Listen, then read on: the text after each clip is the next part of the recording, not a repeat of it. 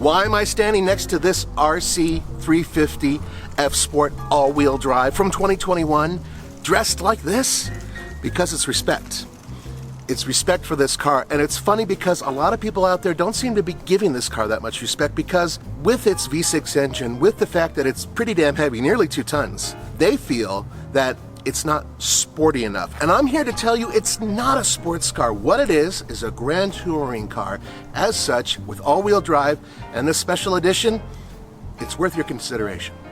All right, let's get this out of the way. There are a few negatives with this vehicle, and some of you guys have seen this before, but I'm going to bring it out again. Let's start with the biggest problem, and we'll work our way down. The biggest problem is inside the vehicle. Because this is all-wheel drive, the transfer case is big, and because of that, it actually presses into the driver's compartment. It's the same problem on the IS with the all-wheel drive. Keep that in mind. Some people might find it uncomfortable. Then we go into the infotainment system. Lexus needs to stop doing this, and they know it. It needs to be a touchscreen. It's not. They need to get rid of that ridiculous pad. They still have it. They need to make it a little bit more user-friendly, because a majority of the people who drive this vehicle are eating soft food. And finally, the one issue that a lot of people have, which I don't, is the fact that although it looks like a high-performance car, it's not quite. So let's talk about design, because this car is really good looking, and that's including these Zero Halliburton Edge triple beam LED headlights. They are gorgeous. Now, they updated the design look in 2019.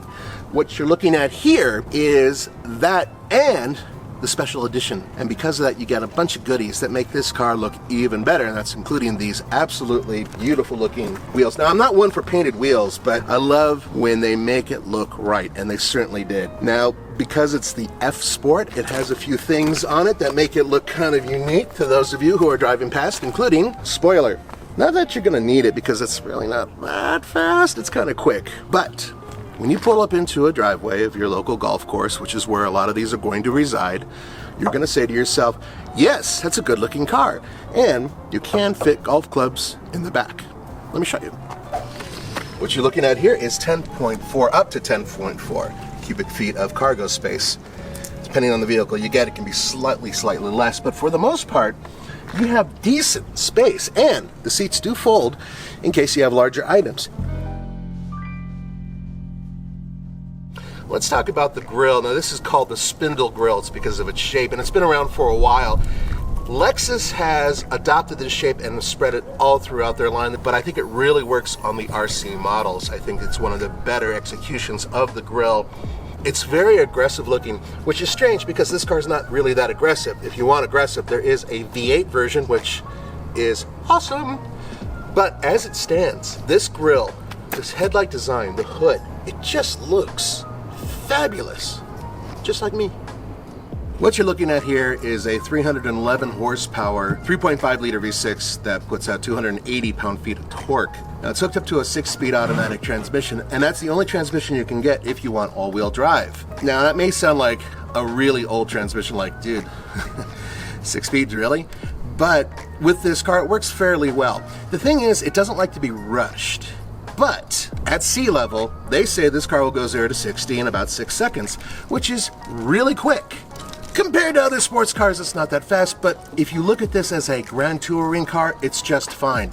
And here's the best part. This powertrain and the fact that this car weighs nearly 2 tons still returns about 22 miles per gallon combined.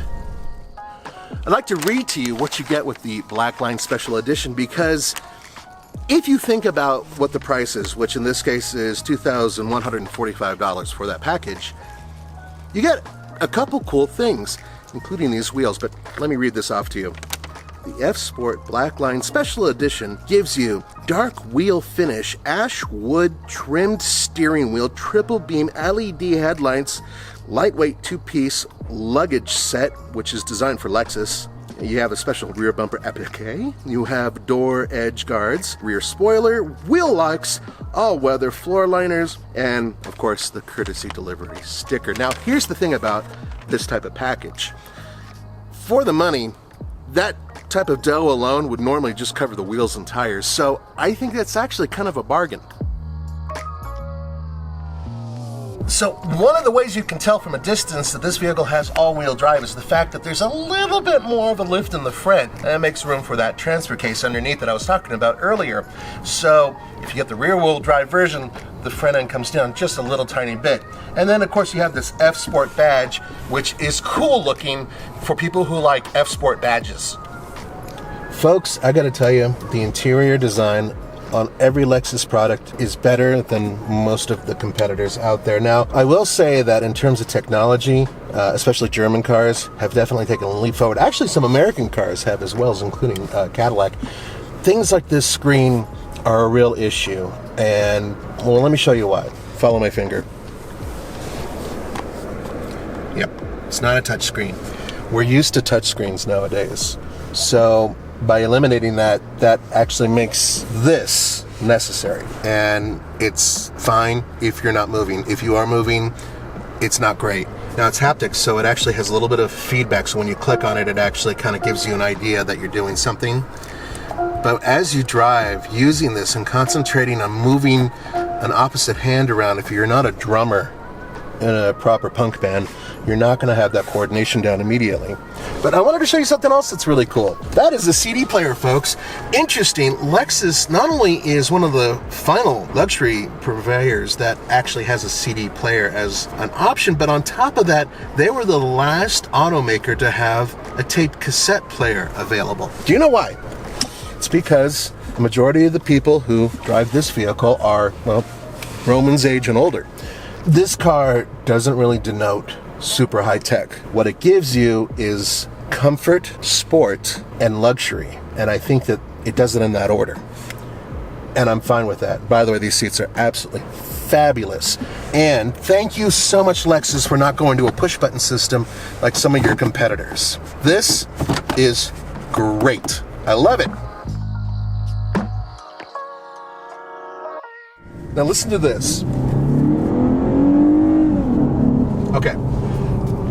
Now, one of the things this car can do that a lot of vehicles can't is you can actually shut off the augmented sound, which is great because on its own it sounds all right. But you know what else I like?